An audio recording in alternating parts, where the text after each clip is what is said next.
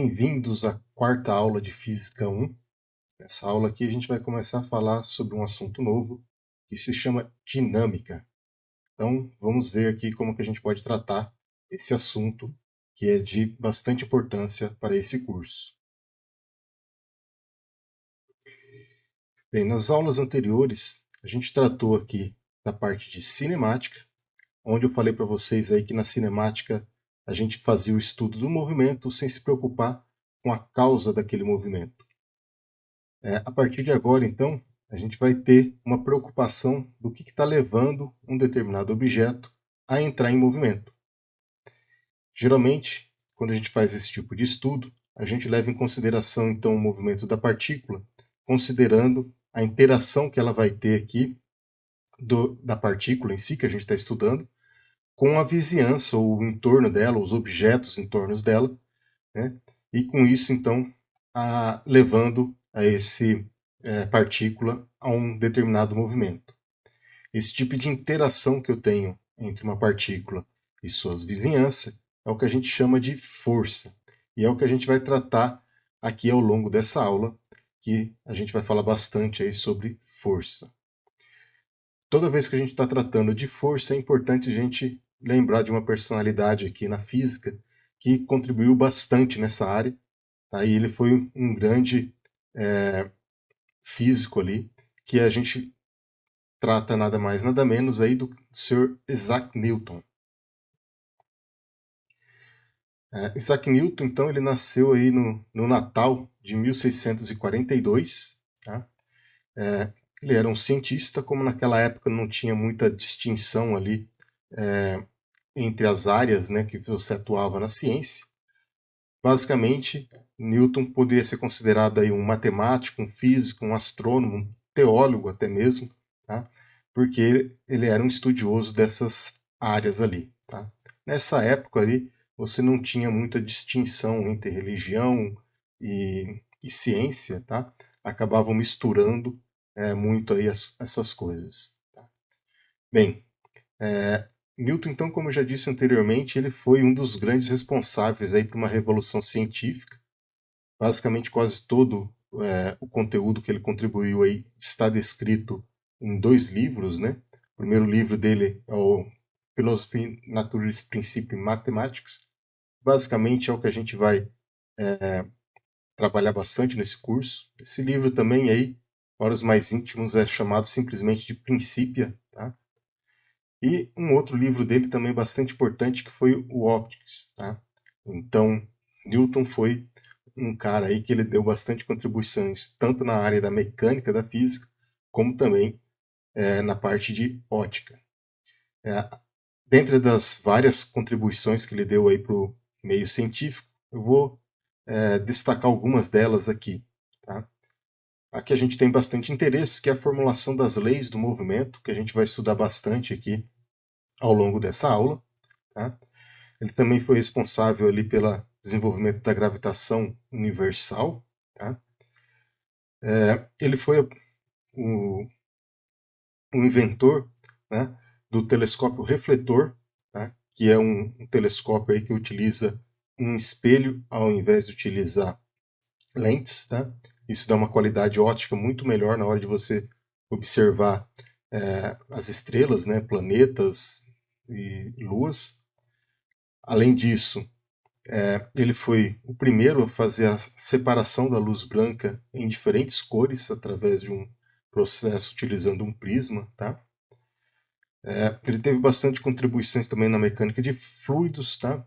Até que a gente conhece aí os fluidos que têm um comportamento descrito por ele como fluidos newtonianos. Ele foi o primeiro a fazer os cálculos teóricos para a velocidade do som. Tá? Ele também realizou um experimento com relativo sucesso aí para a medida da velocidade do som no ar. Tá? Ele desenvolveu aí o que a gente utiliza bastante aí na matemática, o teorema binominal, o cálculo diferencial integral, né? Ou cálculo infinitesimal, como ele foi chamado inicialmente, também foi desenvolvido aí por Isaac Newton, tá? Embora ali também tenha sido concomitantemente desenvolvido por Leibniz, tá? Mas Newton também chegou às mesmas relações aí individualmente. E, curiosamente também, ele foi um criador de um sistema aí para evitar a falsificação de moedas, tá? Então, Newton ele não só trabalhou na parte científica, mas ele também ocupou um cargo que era o equivalente ali a um diretor da nossa Receita Federal atual aqui no Brasil, tá?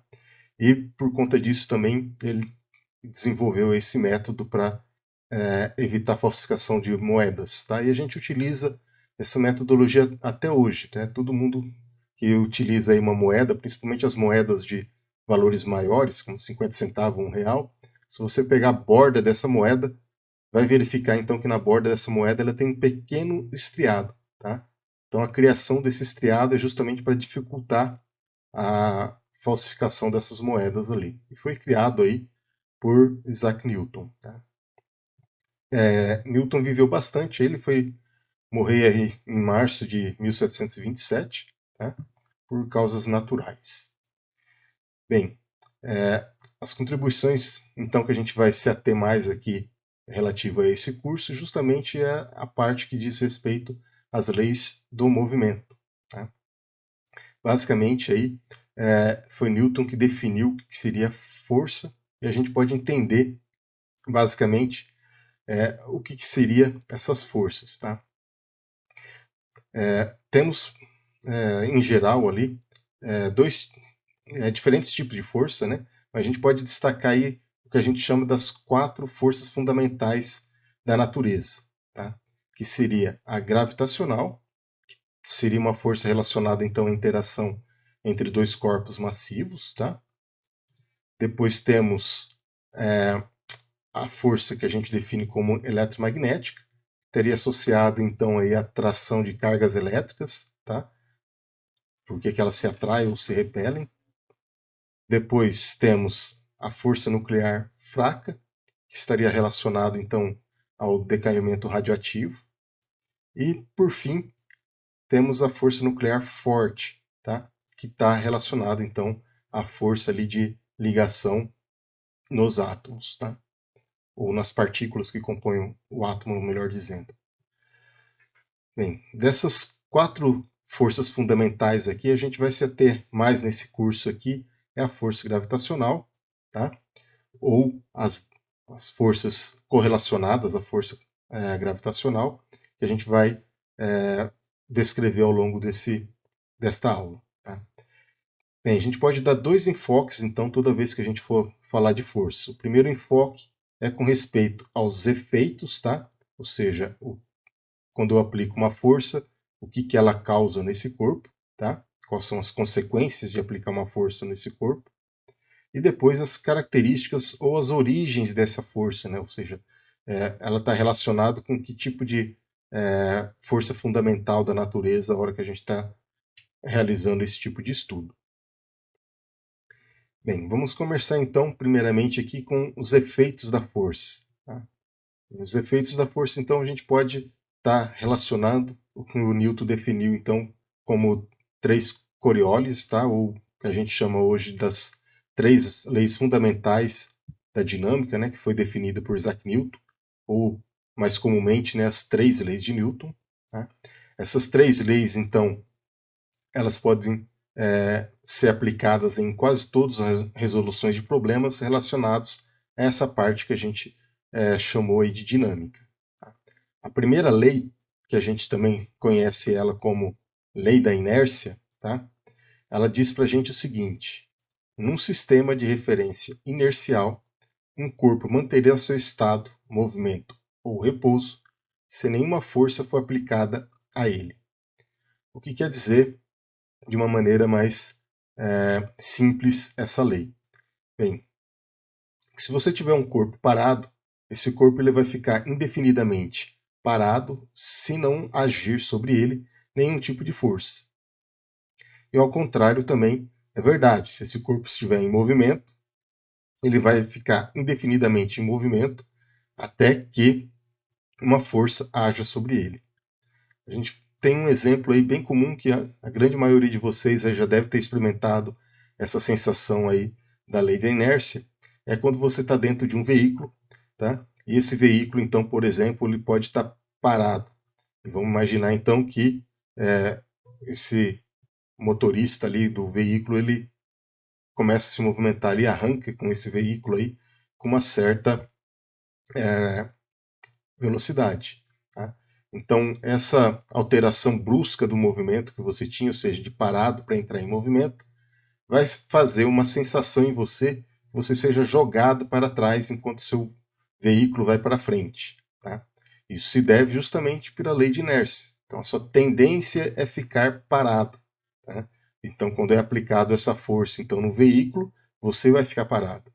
Né? Como você está sentado, por exemplo, ali no banco, o próprio encosto do banco, então, ele vai fazer uma pressão em você, empurrando depois você juntamente com o veículo. Tá? Se você estiver, por exemplo, no ônibus em pé, esse efeito aí ele pode ser mais dramático, né? E se o ônibus arrancar aí de uma vez, você é jogado para trás e pode até cair.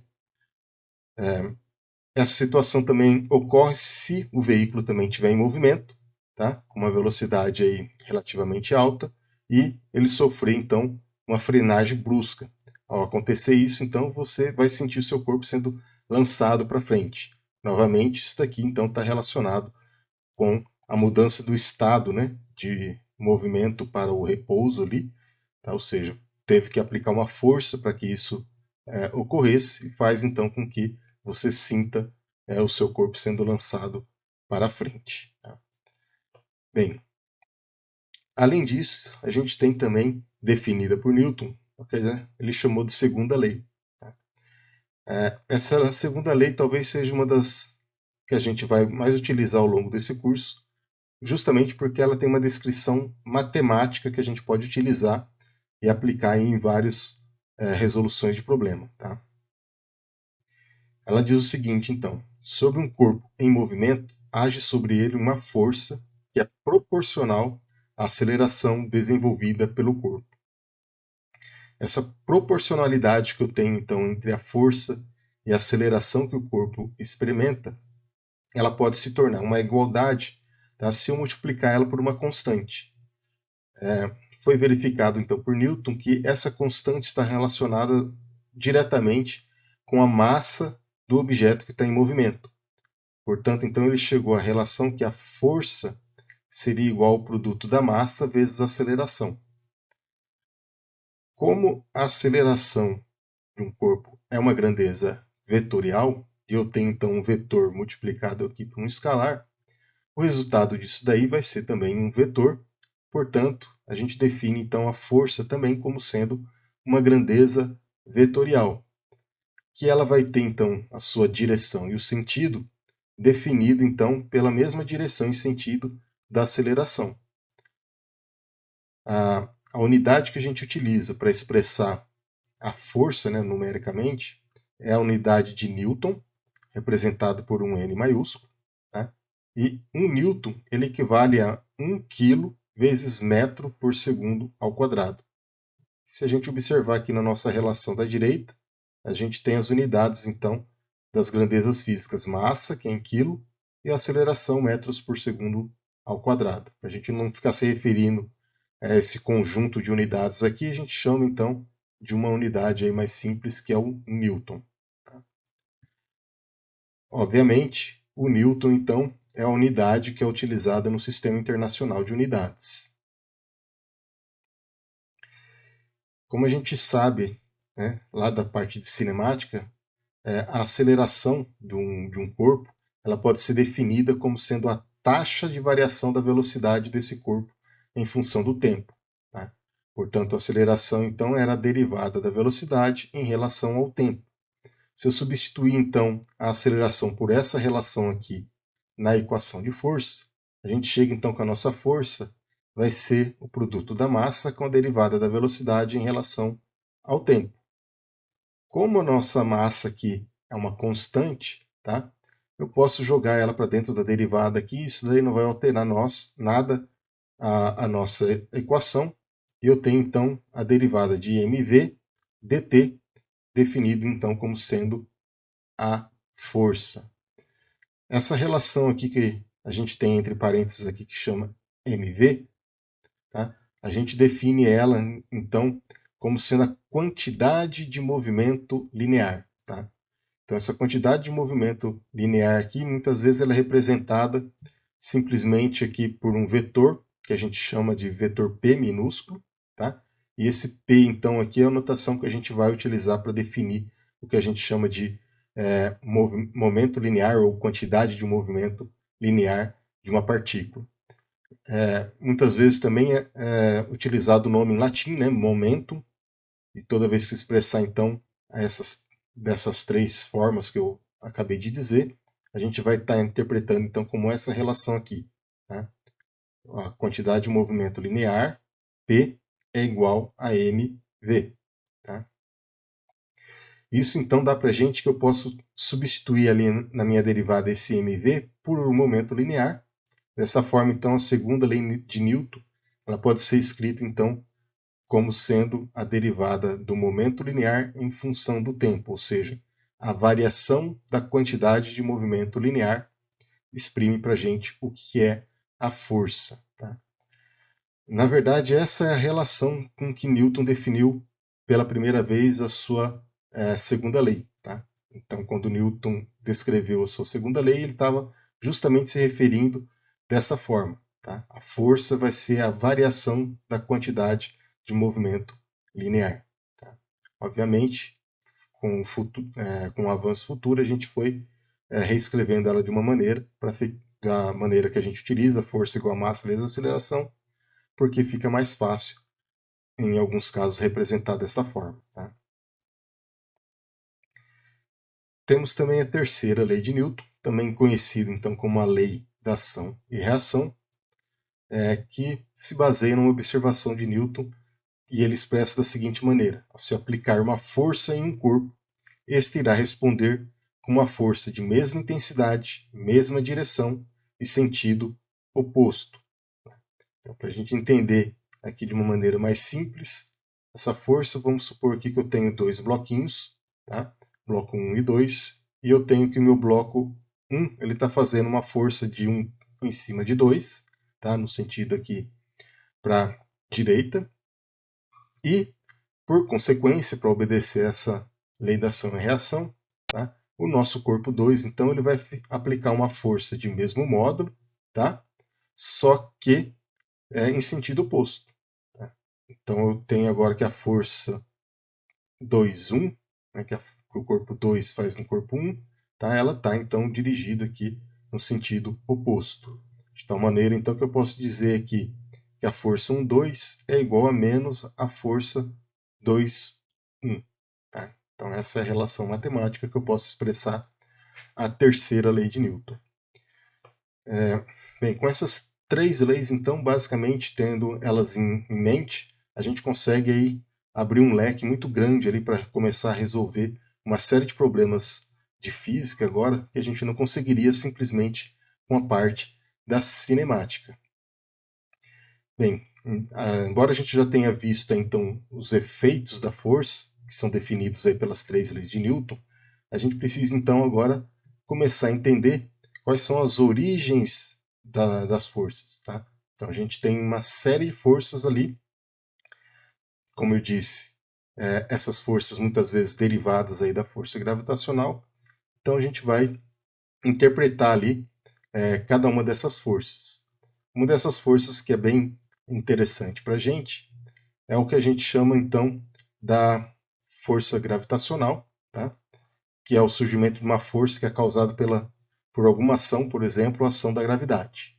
Nesse caso, então, essa força aqui, F, ela está relacionada então com a massa dos dois objetos que estão interagindo.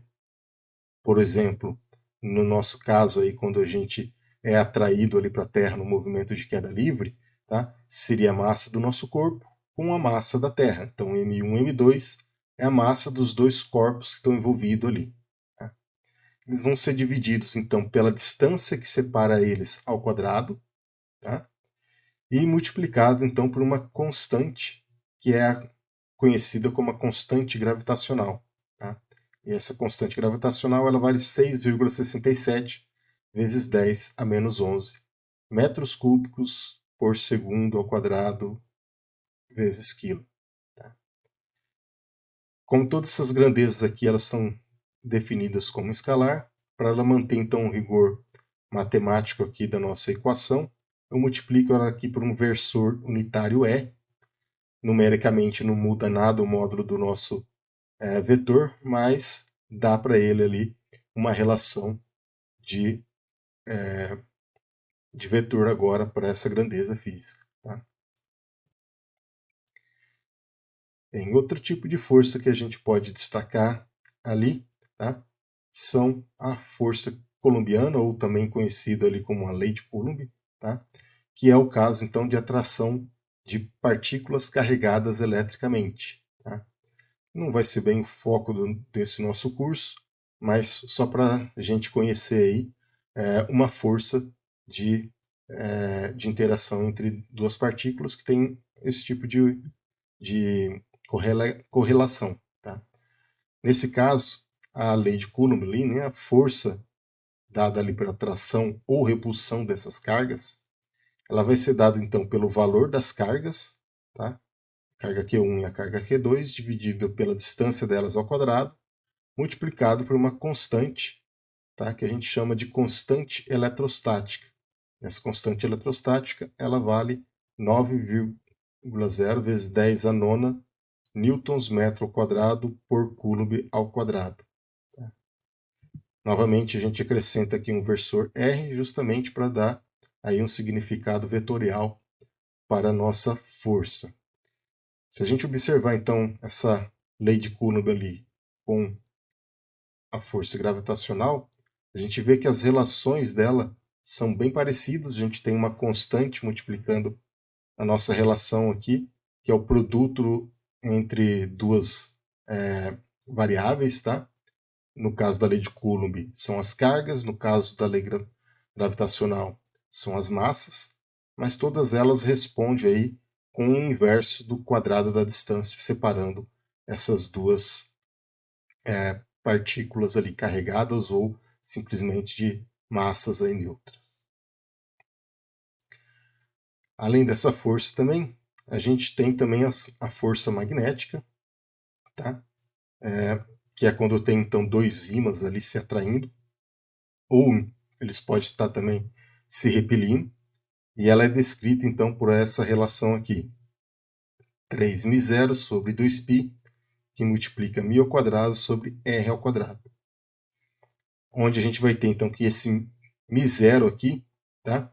É uma constante de permeabilidade, que ele chama, que ele vale 1,26 vezes 10 a sexta Henry por metro, tá? E a outra constante μ aqui, né? Ou a outra variável μ nesse caso, é chamada então de momento magnético do dipolo, né, de cada ímã. R é a distância que está separando cada um desses ímãs, tá? Sendo que dessa vez aqui a relação que eu tenho é com o inverso, a quarta da distância. Tá? Então a gente já pode observar que essa força aqui é uma força que vai atuar numa distância muito curta, tá? Enquanto a força elétrica e a força gravitacional são forças que atuam aí em distâncias relativamente maiores. Tá?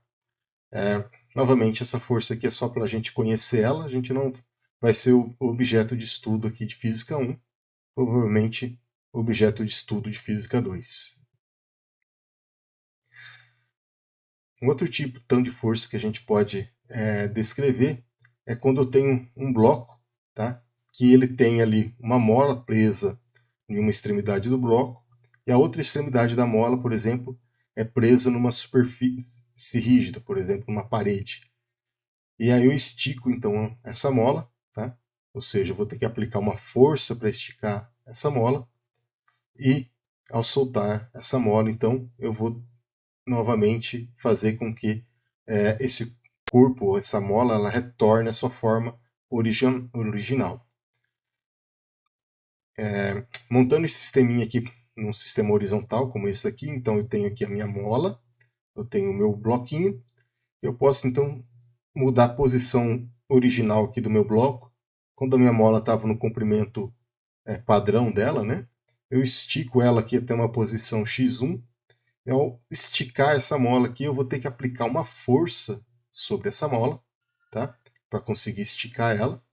E pela terceira lei de Newton, ela vai reagir aplicando uma força no sentido contrário, tá?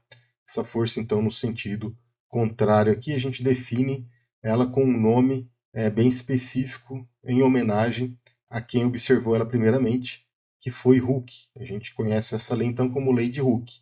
Então, a força que essa mola vai fazer, ela vai depender, então, de uma característica relativa a essa mola, que a gente chama de constante elástica da mola, representado aqui por uma letra K minúscula, tá? E o X representa para a gente a distância com que eu elonguei essa mola. A gente vai ver então que quanto maior essa elongação da mola, ou seja, quanto mais eu estico ela, mais força eu tenho que fazer. Portanto, essa força da mola aqui, tá? Ela vai ser descrita para a gente matematicamente como menos kx. Tá? Esse menos é para expressar justamente que ela é contrária à força que eu estou fazendo para elongar essa mola. Tá? E, de novo, esse K aqui vai então depender de uma característica de cada uma dessas molas. Tá? Então, cada mola vai ter uma constante elástica, ou seja, o quanto que eu posso esticar essa mola. Tá? No caso contrário, essa mesma relação também é válida. Tá? Então, se ao invés de eu esticar minha mola agora eu quiser comprimir ela, tá? Então dependendo do quanto que eu comprimi, ou seja, de quanto que variou aqui esse x2, tá? Eu vou ter também uma força aqui de repulsão, né? Ou seja, tentando voltar sempre à posição de equilíbrio da minha mola. Ela não está nem esticada, que ela nem está comprimida. Tá? Bem, então, essa daqui seria uma outra força que é bem aplicada, definida aqui pela lei de Hooke. Tá? E vai ser uma das forças que a gente vai trabalhar bastante aqui ao longo desse curso. Tá? Ele está bem relacionado aí com a parte da mecânica que a gente quer descrever aqui em Física 1. Bem, a gente tem ainda um outro tipo de força que está relacionada indiretamente aí, com a parte gravitacional, né? Ele não é a força gravitacional, mas ele está relacionado com a gravidade ali. Mas para a gente, antes de definir esse tipo de força, a gente precisa diferenciar ali uma nomenclatura que normalmente é utilizada ali pela grande maioria, sem nenhum tipo de cuidado, mas elas expressam coisas diferentes. Então a gente vai falar um pouquinho aí antes do que é peso e do que é massa. Tá?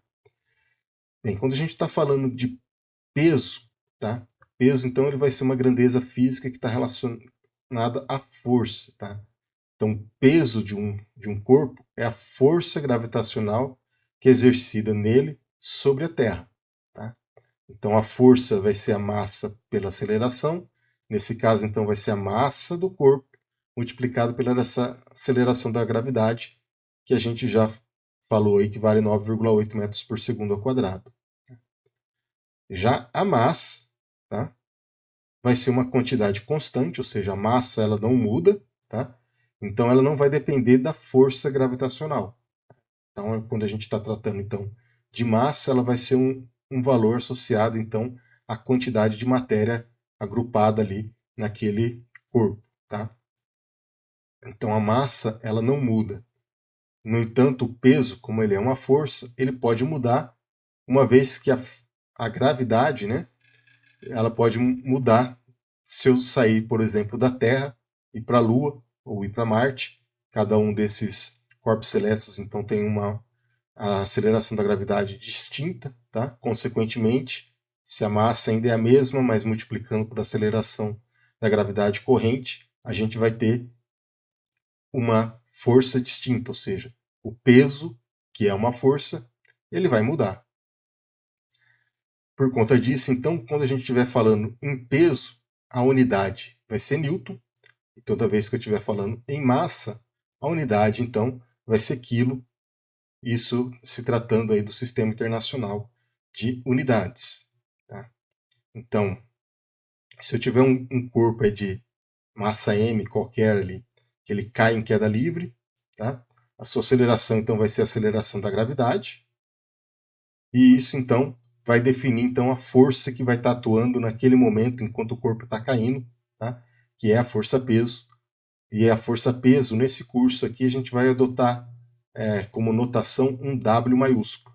Tá? Então, W maiúsculo, como é uma força, o peso também vai ser, obviamente, vetorial. Tá?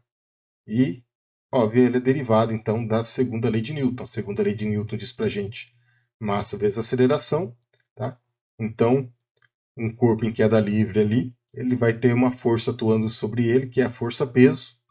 E a força-peso, então, vai ser a massa vezes a aceleração da gravidade. Então, essa daqui é a expressão que a gente tem da força-peso. Então, embora o peso tenha uma relação com a massa, mas peso é diferente de massa. Então, para a gente entender um pouquinho melhor aqui, vamos dar um exemplo de de qual é a diferença entre uma coisa e a outra. Tá? Então, peso ele vai ser sempre uma grandeza vetorial, né? Então vai depender então da redondeza onde ele está, ou seja, se ele está na Terra, na Lua, em Marte, Saturno, onde quer que seja esse objeto, ele vai ter então um determinado peso associado então à gravidade local. Tá? Bem, como ele depende então da gravidade, e a gente sabe que a gravidade sempre vai estar atuando com o centro da Terra, né, o centro do objeto que a gente está atraindo para ele. Então, no caso aqui, se eu tiver qualquer objeto ao redor aqui da superfície da Terra, né, próximo da superfície da Terra, vai ter o peso então atuando sobre ele, e o peso então vai ser sempre dirigido para o centro da Terra. Logicamente, também pela terceira lei de Newton, né, ação e reação, eu vou ter então que essa força aqui ela vai também estar apontado ali para o nosso objeto. Obviamente, como a Terra tem uma massa maior, tá? O objeto ele vai cair na Terra e não a Terra cair no objeto. Já quando a gente está se falando aqui de massa, tá? A massa então ela vai ser uma grandeza escalar, tá? E ela tem sempre um valor constante. Então, independente de onde eu estiver, a massa, tá? Ou seja, a quantidade de matéria, a quantidade de substância, ela vai ser sempre a mesma. Tá? Essa diferença, então, entre essas duas grandezas. Então, quando você está falando ali, por exemplo, eu quero perder peso. Bem, se você quer perder peso, é muito mais fácil você ir para a Lua, tá? Que tem uma gravidade menor, então instantaneamente você vai perder peso, tá? Mas você não vai perder massa, que é o objetivo justamente de quem quer fazer, por exemplo, uma dieta, tá? Então são essas as considerações, as ponderações que devemos fazer ali quando a gente for tratar aqui ao longo desse curso de física, tá? Para não confundir uma coisa com a outra. Bem, temos também um outro tipo de força que também está relacionado ali à força gravitacional, que é a força que a gente determina como sendo a força normal, tá? Então, toda vez que então que eu tenho uma força gravitacional agindo aí nesse objeto, mas esse objeto, por exemplo, ele não está em queda livre, ele está sobre uma superfície, tá? Isso não quer dizer que não esteja atuando sobre ele ainda uma força-peso. Só como eu vou ter uma força-peso atuando nesse objeto, por exemplo, como esse daqui, que ele está em contato aqui com a superfície terrestre, eu vou ter a força-peso atuando sobre ele, tá? E por consequência, pela terceira lei de Newton, pela lei da ação e reação, eu vou ter então que agora, tá? Não só o bloquinho que está fazendo uma força sobre a Terra, mas como a Terra vai fazer uma força sobre o bloquinho. Então a superfície aqui agora vai fazer uma força sobre esse bloquinho, e com isso então aqui eu tenho uma outra força atuando nele que a gente chama de força normal. Então a gente vai entender toda vez que eu tiver então um objeto em contato com uma superfície, vai atuar sobre ele uma força-peso, e pela terceira lei de Newton, a superfície então vai responder com uma força normal, tá? Ou seja, força que é perpendicular à superfície. Até por isso que ela tem esse nome de normal. Nesse caso em particular aqui, eu vou ter então que a minha força peso ela vai ser igual à força normal. Mas eu posso ter umas situações que nem sempre a força peso será igual à normal. Por exemplo, se eu tiver com um objeto aqui, como nesse caso 2 aqui, que o objeto ele está sobre um plano inclinado. Nesse caso agora, eu vou ter sempre minha força-peso atuando do centro do meu objeto para o centro da Terra. Então ela vai ter esse vetor de força-peso. Só que a força normal ainda vai ser a força que a superfície faz ortogonalmente ao meu objeto. Tá? Ou seja, ela vai ser perpendicular aqui à superfície, a força normal. Portanto, a gente vê aqui que a força normal agora ela não está na mesma direção que estava a força peso. Isso faz então que agora eu tenha um valor diferente dessa força peso aqui devido a isso. Muito provavelmente essa força peso ela vai ser muito provavelmente essa força normal ela vai ser menor do que a força peso. Tá? Nesse caso, para encontrar essa força peso, a gente precisa utilizar então os conceitos ali de decomposição de vetor, separar então o nosso vetor peso aqui em componentes, uma componente aqui perpendicular ao plano e uma componente paralela ao plano. Com base então dessas duas componentes, eu consigo determinar qual que vai ser o valor da minha força normal. Tá? Geralmente, então, como que eu faço isso? Então, eu vou decompor a minha força, tá? Como a gente já está acostumado ali a decompor vetores. Então, suponhamos que eu tenho aqui um vetor verde aqui, que é a força F, que está sendo aplicada. Eu vou separar ele, então, em uma componente f de x, que vai ser o módulo de f cosseno θ, e uma componente f de y, que vai ser o módulo de f seno de θ. Tá? Ou seja, sendo que θ vai ser o ângulo que meu vetor f faz com o meu eixo horizontal. Nesse exemplo, então, que a gente definiu anteriormente, tá? Então eu tenho aqui o meu bloquinho, uma força peso sendo aplicada nele quando ele está num plano inclinado. Eu vou ter então a minha força normal. Eu vou ter então que esse plano inclinado agora, ele vai fazer um ângulo θ com a superfície terrestre aqui, tá? Que seria uma superfície aqui plana. Nesse caso, então, agora, quando eu for separar esse meu vetor peso aqui para determinar quanto que vale o meu vetor normal, eu vou ter que fazer o seguinte. Vou utilizar então uma relação aqui, que vou colocar meu sistema cartesiano de referência orientado aqui no sentido do movimento desse bloco. Tá? Então eu coloco ele aqui paralelo, tá? o eixo X, coloco ele paralelo ao plano inclinado. E obviamente o meu eixo Y aqui vai ser ortogonal a X. E dessa forma então eu vou ter o meu sistema de referência.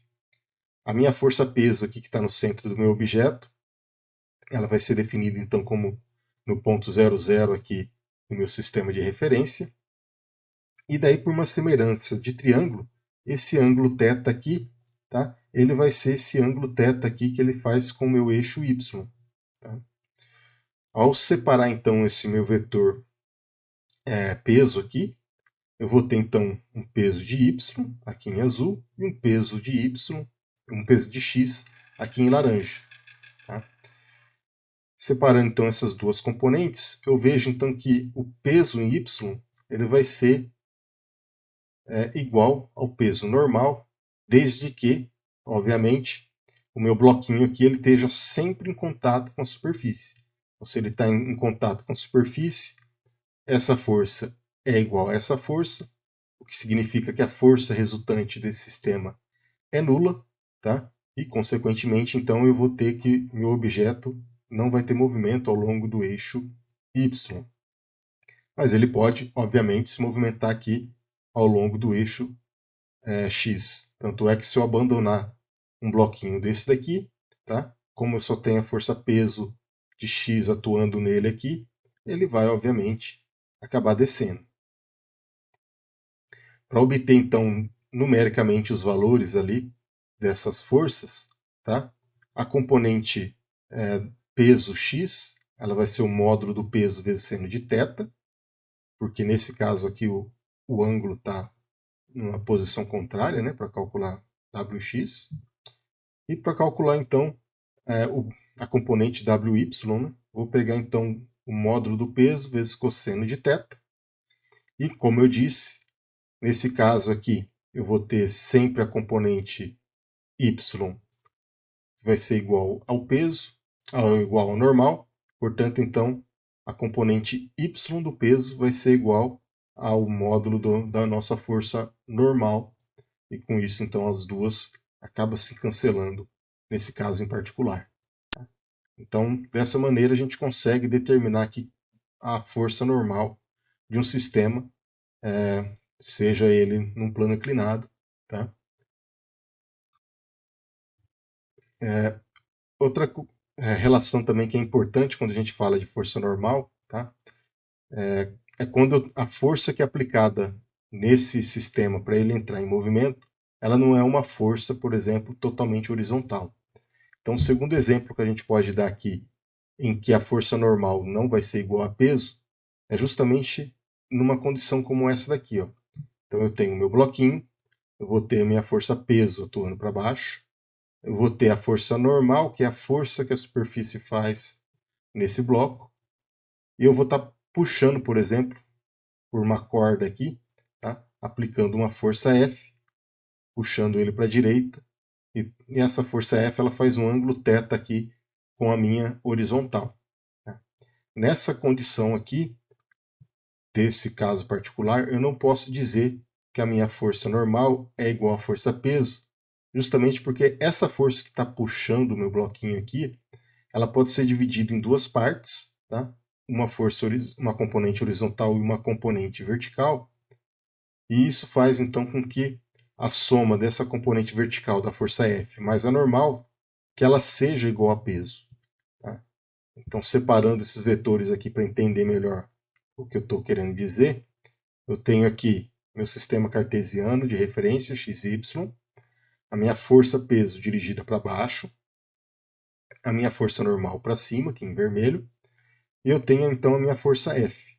Essa força F, então, ela pode ser separada em duas componentes, a componente Fx e a componente Fy. Nesse caso, então, eu vou ter que a minha força-peso ela vai ser igual à soma da minha força normal mais a componente Fy, para que esse bloquinho aqui ele fique sempre em contato aqui com a superfície. Tá? Então, separando aqui, eu vou ter que a minha força Fx vai ser um módulo de F cosseno de θ, e a componente Fy vai ser módulo de F seno de θ. Assim, então, eu vou ter a condição que eu expliquei anteriormente. A componente Fy, que é essa daqui, mais o módulo do meu vetor normal, vai ser igual ao módulo do meu vetor peso. Tá? Com isso, então, eu tenho como escrever essa relação da seguinte maneira. A força normal vai ser igual a peso menos o módulo da força F vezes seno de θ. Então, essa é a forma que eu tenho de calcular agora quanto que vale essa força normal quando eu tenho um sistema se movimentando desta maneira. Bem, até agora a gente considerou ali que o movimento ou era devido a uma força externa, uma força aplicada, por exemplo, alguém puxando, tá? Ou a força gravitacional. E nessas duas situações eu não tinha mais nenhum tipo de interação do meu corpo com outra parte vizinha. Tá? No entanto, essa condição aí nem sempre é verdadeira, tá? Vai haver situações aí onde, além da força gravitacional, além de uma força externa que eu esteja fazendo ali para colocar o corpo em movimento, eu vou ter uma força, geralmente de interação entre o meu objeto e a minha superfície. Esse tipo de interação de força é o que a gente conhece então como força de atrito, tá? E basicamente eu posso descrever ela como sendo a força que, quando é aplicada em um objeto, ela sofre uma certa resistência ao movimento, tá? Isso então é o que a gente chama de atrito com a superfície. Geralmente esse tipo de força é uma força que ela sempre vai ser contrária ao movimento que está sendo aplicado nela, né? Então, se o movimento está sendo para a direita, a força de atrito vai ser para a esquerda. E, obviamente, numa situação contrária. Tá?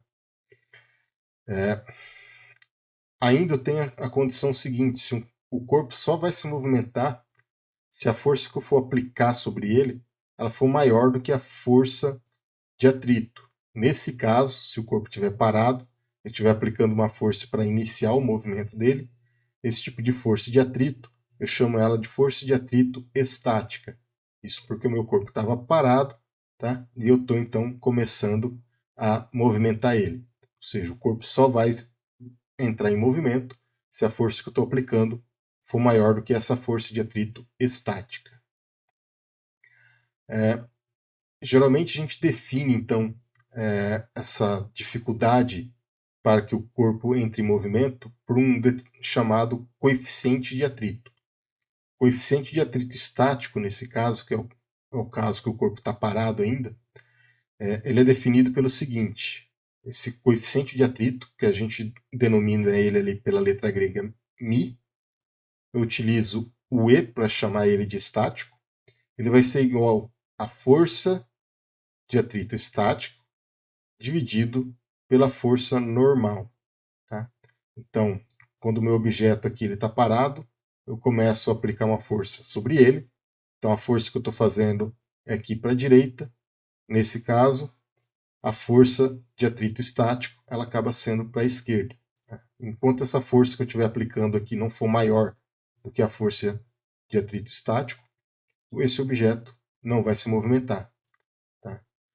Bem, esse coeficiente de atrito aqui, ele vai depender então de características tanto do objeto quanto da superfície que esse objeto está fazendo contato. Então, nesse caso aqui, ele vai depender tanto do material com que é feito a caixa, quanto do tipo de superfície que tenho aqui no chão. Tá? E geralmente isso daqui pode ser tabelado, né, dependendo dos tipos de materiais, ou a gente pode medir também essa relação aí para determinar quanto que vale esse coeficiente de atrito. Bem, aí a gente tem uma segunda situação. Vamos supor agora que você estava fazendo força para colocar aquele caixote lá em movimento, até que você consegue colocar ele em movimento. A hora que você consegue colocar ele em movimento, você vai ter uma mudança do tipo de atrito. Então o atrito não acaba, mas ele ainda continua existindo, só que agora a gente dá um nome diferente para ele. A gente começa a chamar ele de coeficiente de atrito cinético. A gente calcula ele da mesma maneira, coeficiente de atrito cinético a gente vai chamar de μc, que vai ser igual então à força de atrito cinético, dividido então pela força normal. Tá? A diferença que eu tenho agora no caso do coeficiente de atrito cinético, né, não só ele está em movimento, mas como também a intensidade agora desse atrito ela diminui bastante, ou seja, o módulo dessa força de atrito agora ela acaba sendo menor. Tá? Isso é bem fácil da gente observar. Tá? Qualquer um, por exemplo, que for tentar aí, movimentar um móvel pesado em casa, tá? Você vai ver que no início, para você começar a colocar esse móvel em movimento, você precisa aplicar uma força muito grande, mas uma vez que você conseguiu colocar ele em movimento, tá? Você continua arrastando esse móvel ali com uma força bem menor do que você fez no início. Tá? Isso porque o coeficiente de atrito cinético, ou seja, quando ele está em movimento, ele tem uma intensidade, ele tem um módulo menor do que no caso do atrito estático. Tá? Então, uma condição que a gente pode sempre destacar aqui é que o atrito cinético ele sempre vai ser menor do que o atrito estático. Tá? E, obviamente, se ele vai ser sempre menor, a força de atrito também estático, tá? Ela vai ser sempre maior do que a força de atrito cinético nesse caso aqui. Tá? Então elas podem ser maior ou igual, mas na grande maioria das vezes aí, tá? Ela vai ser ligeiramente maior ou muito maior a força de atrito estático do que a cinético. Tá? Bem, através dessas relações, então, sabendo que ela vai ser uma força sempre contrária ao meu movimento, tá? Então, toda vez que eu descrever então o movimento do corpo ali, as forças vetoriais que vão estar atuando sobre ele, na hora que eu fazer a soma desses vetores, tá? A soma desses vetores então vai implicar então uma força no sentido do movimento e uma força então de resistência, que seria a força de atrito, que vai ser no sentido contrário do nosso movimento. Tá? Então basta a gente realizar então a soma vetorial dessas forças para saber então a força resultante que eu tenho nesse sistema. Um caso curioso que a gente pode destacar aqui é justamente no caso do movimento de veículos com roda. Tá? Eu tenho uma situação aqui bem curiosa com relação a isso, é o tipo de atrito que vai estar atuando dependendo da situação que está o movimento do pneu com o solo. Tá? A primeira situação que a gente pode observar é quando a roda ainda está girando. Por incrível que pareça, né, a roda está girando, significa que o carro está em movimento. A gente pensaria então que a força de atrito que estaria atuando nessa situação seria a força de atrito cinético, tá? Relativo a movimento. Mas, no entanto, o que a força de atrito que vai estar atuando ali vai ser sempre a força de atrito estático. Tá? Isso acontece pelo seguinte: como o pneu aqui, eu vou ter diferentes partes dele constantemente mudando o ponto de contato aqui com uma superfície, tá? Ele está na situação que cada pedacinho ele estaria então na iminência do meu movimento, portanto, naquele fração de tempo que aquela parte do pneu está em contato com a minha superfície, tá? É como se eu tivesse então tentando arrastar o meu pneu sobre o asfalto, por exemplo, até o ponto então que ele muda o ponto de contato de novo. Portanto, então ele vai estar sempre na iminência do movimento e aí então por isso que vai estar atuando sobre ele ali o atrito estático, tá? Então o atrito estático ainda vai ser contrário ao sentido do meu movimento, tá? Ou seja, a rotação impõe uma força que vai ser, por exemplo, para a esquerda, a minha força de atrito, então, acaba sendo para a direita aqui. Tá? Por incrível que pareça, então, no caso daí que objetos que tenham rodas, tá? Eu sempre vou estar atuando ali, nesse caso, o atrito estático.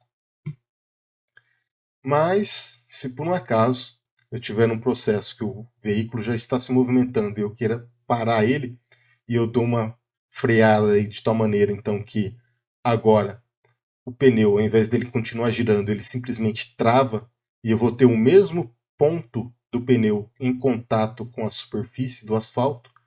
Nesse caso, então, com a roda travada e se arrastando pelo solo, o atrito que vai estar atuando nesse sistema é justamente o atrito cinético. Tá?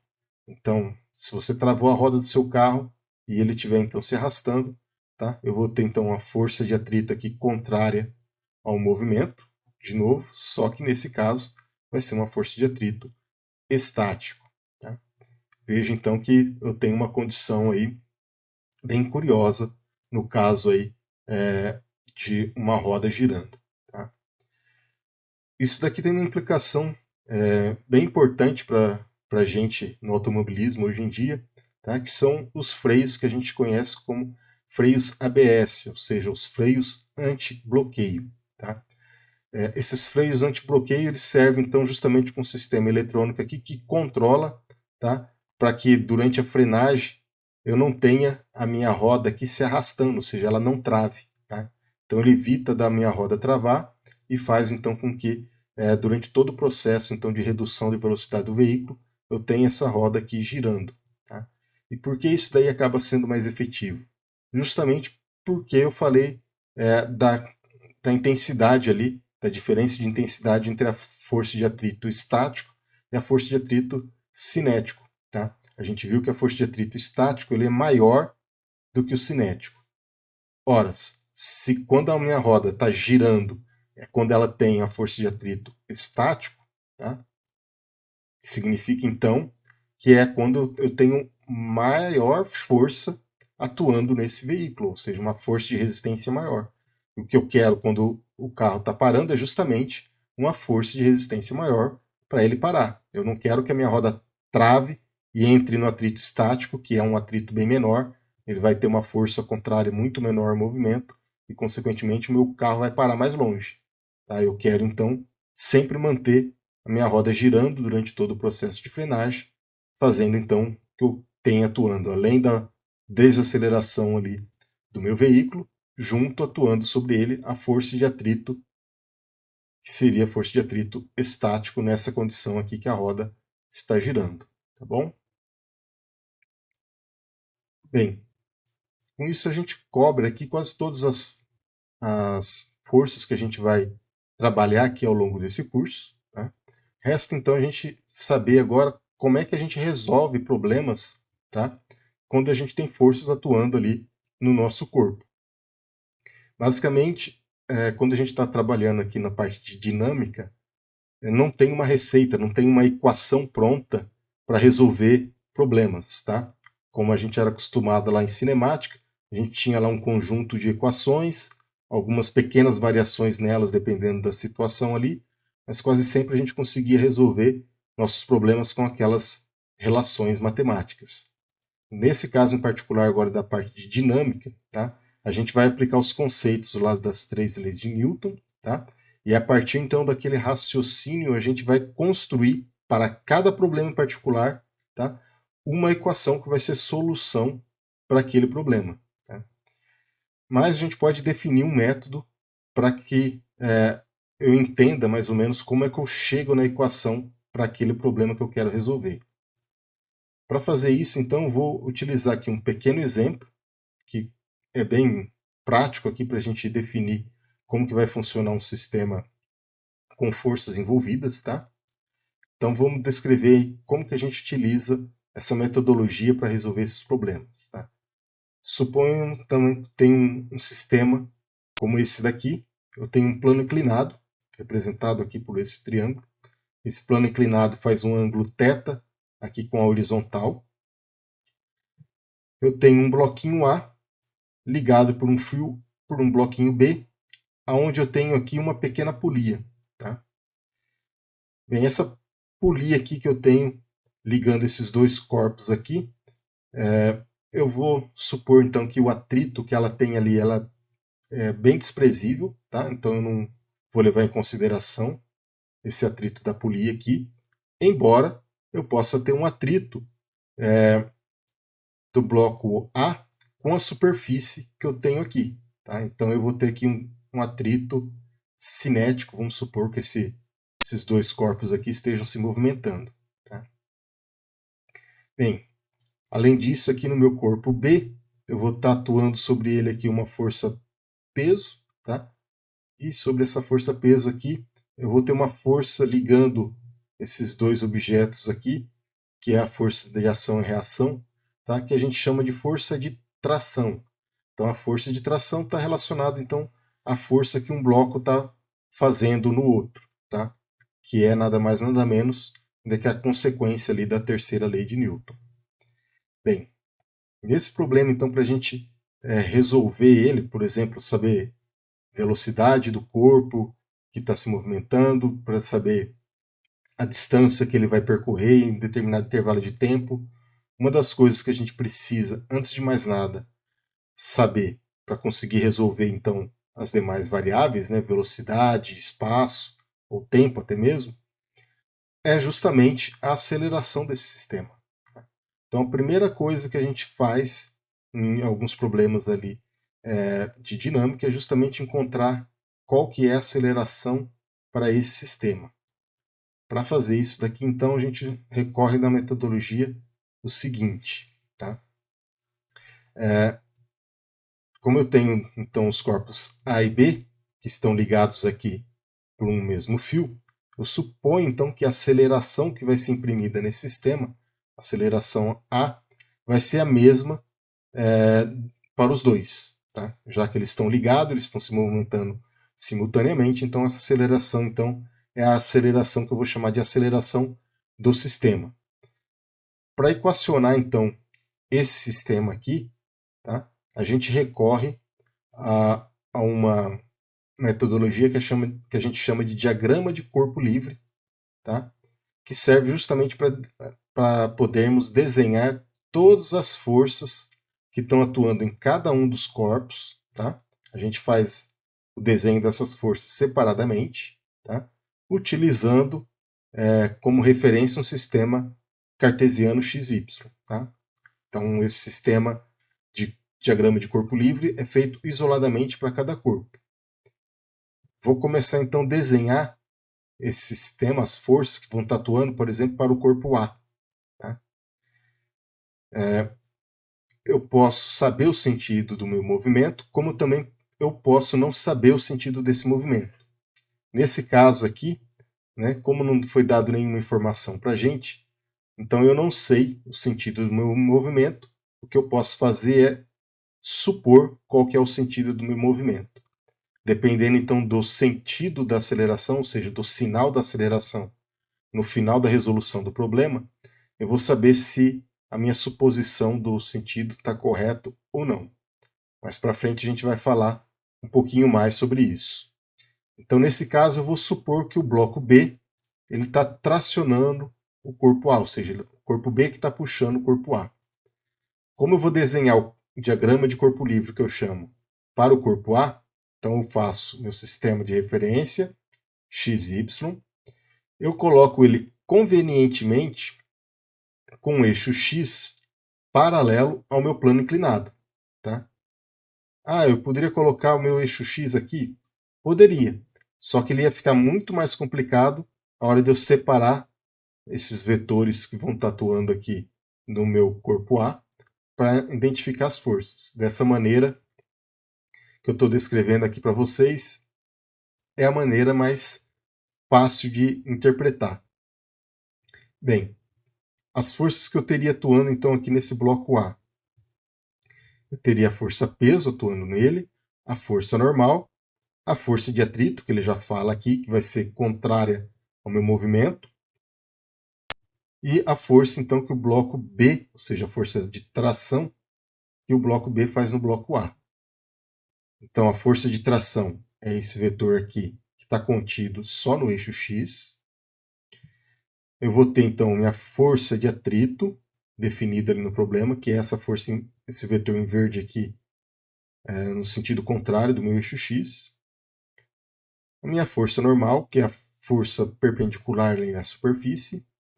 E a minha força peso, que é do centro do objeto para o centro da Terra, força peso de A.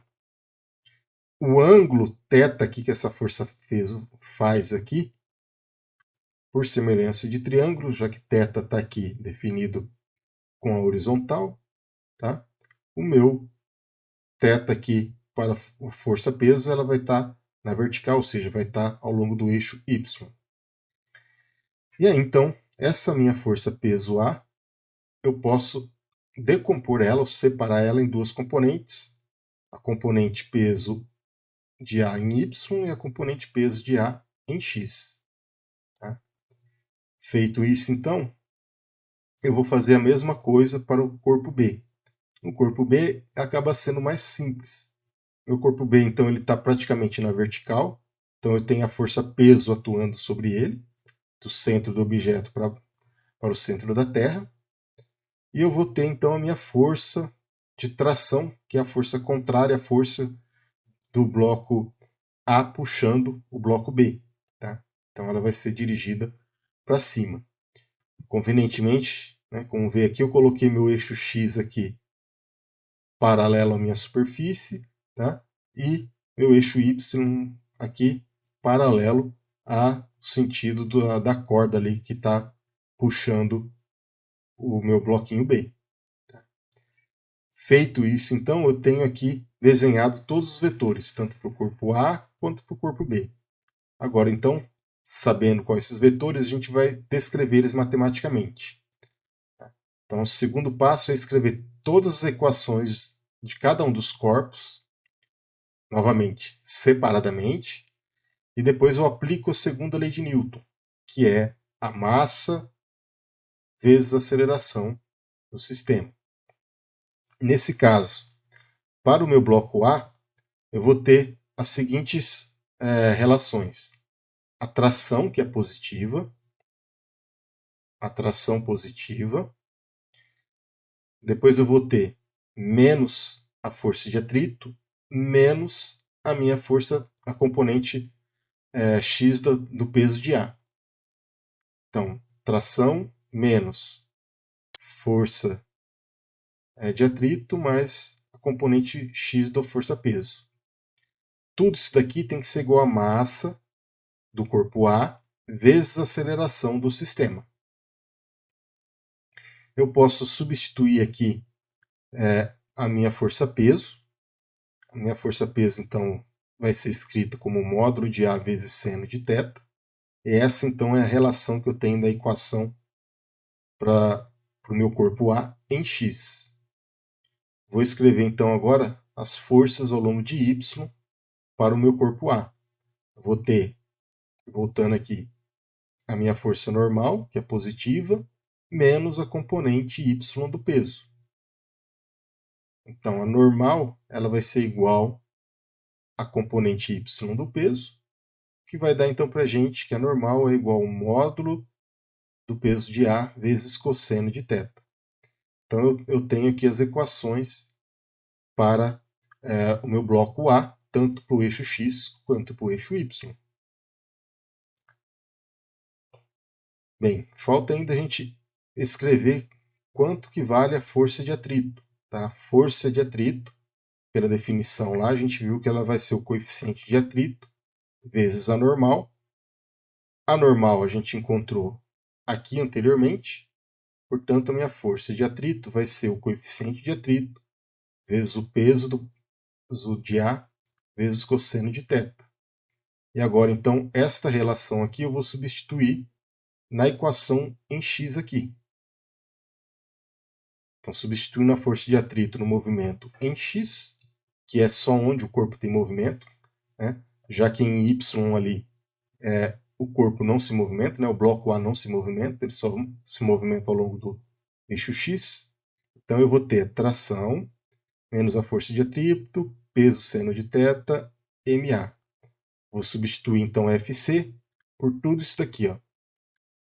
Então a tração menos coeficiente de atrito, peso de A, vezes cosseno θ, mais peso de A, seno de θ, que é igual a massa do corpo A vezes a aceleração.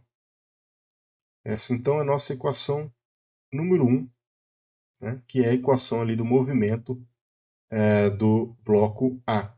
Tá? Vamos fazer então agora a mesma coisa para o bloco B. No caso do bloco B, tá? Voltando aqui no nosso diagrama, a gente vê que eu não tenho nenhuma força ao longo do eixo X. Portanto, então, a força é nula aqui ao longo de X. Mas eu tenho forças aqui ao longo de Y. Portanto, eu só vou considerar as forças que estão atuando ao longo de Y.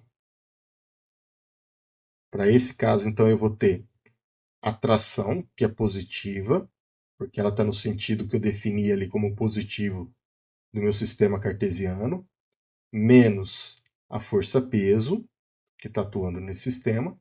Tudo isso vai ter que ser igual à segunda lei de Newton, que é massa vezes aceleração.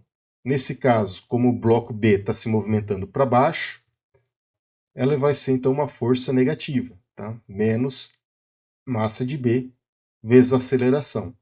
Lembrando que essa aceleração aqui é a aceleração do sistema, ou seja, é idêntica para A e para B. Bem, eu só vou reescrever aqui para eliminar esse negativo. Vou ter então peso de B menos a tração é igual a mB vezes A. Essa então é a nossa segunda equação para esse sistema. De posse então dessas duas relações, 1 e 2, a gente vai fazer o seguinte. Eu vou fazer a soma da equação 1 e a equação número 2. Tá? Eu vou ter então que a tração, que é a equação número 1 lá, menos μ peso de A vezes cosseno θ, mais peso de A seno de θ, é igual a MA vezes A. Mais peso de B menos a tração, que é igual a MB vezes A. Tá? Então, eu vou somar aqui membro a membro. Tá? Eu estou somando membro a membro para tentar eliminar uma das variáveis que eu não conheço. Nesse caso em particular, eu vou eliminar a tração. Veja que a tração mais menos a tração, ela vai dar zero. Então, eu consigo eliminar a tração dessa relação. Então, eu vou ter peso de B menos peso de A. Como eu tenho aqui tudo em comum, eu coloco em evidência, né? Mi cosseno θ mais seno θ, que é igual. E como eu somo esses dois aqui, eu tenho aceleração em evidência. A aceleração é igual a massa de A mais a massa de B. Com isso, então, a gente já está chegando aqui numa forma para encontrar a aceleração desse sistema. Basta, então, agora a gente substituir tanto o peso de A quanto o peso de B por quanto que eles valem. Tá? O peso de A vai ser a massa de A vezes a aceleração da gravidade, e de B, a massa de B vezes a aceleração da gravidade. Substituo aqui, então onde tinha WB vai ficar MBG, e aonde eu tinha o peso de A, que era aqui, tá? Eu vou substituir então como MAG nessa relação. Bem, agora eu já tenho todos os valores aqui relativos às variáveis envolvidas aí no sistema. A massa dos objetos, a aceleração da gravidade, que é conhecida, coeficiente de atrito, provavelmente eu deveria conhecer, o ângulo, tá? do plano inclinado ali, e novamente as massas aqui envolvidas nesse sistema. Eu vou então agora isolar então a minha aceleração aqui. Por fim, eu isolo a aceleração nesse sistema, eu chego nessa seguinte relação. MB menos MA, que multiplica mi cosseno θ mais seno θ, dividido por MA mais MB, tudo isso multiplicado pela aceleração da gravidade. Então, encontrado essa aceleração aqui, se eu tiver então todos os valores dessas variáveis, basta substituir, calculo numericamente, e eu sei quanto que é a aceleração. Sabendo o valor dessa aceleração, eu consigo então resolver outras variáveis, velocidade, deslocamento desse corpo, tá? Bem, uma ressalva que eu tenho que fazer aqui nesse caso em particular é com relação ao sinal da aceleração. Tá? Eu tinha citado isso anteriormente e agora então é a hora da gente destacar isso. Tá? Se eu substituir todos os valores aqui numéricos nessa expressão e obter um valor que seja positivo, tá?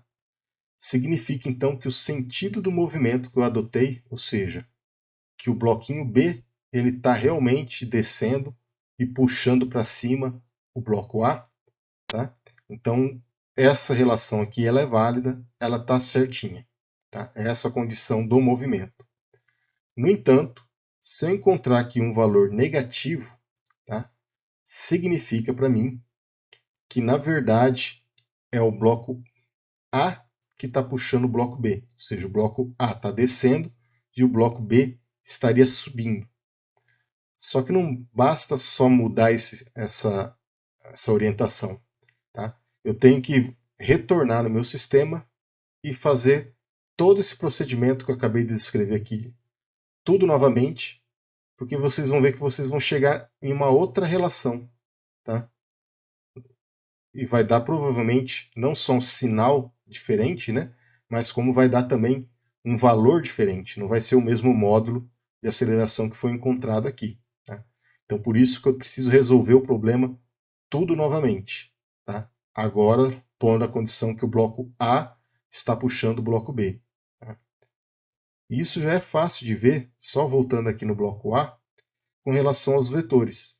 Veja que o vetor tração ele está aqui nesse sentido, mas se for ao contrário, tá? Tração estaria aqui também. O coeficiente de atrito que está para baixo, como o corpo está descendo, o coeficiente de atrito ia estar indicando aqui negativo. Tá? Ou seja, ele estaria para cima. E isso daqui muda tudo na nossa expressão. Tá? Então isso daqui não seria menos, isso daqui seria mais.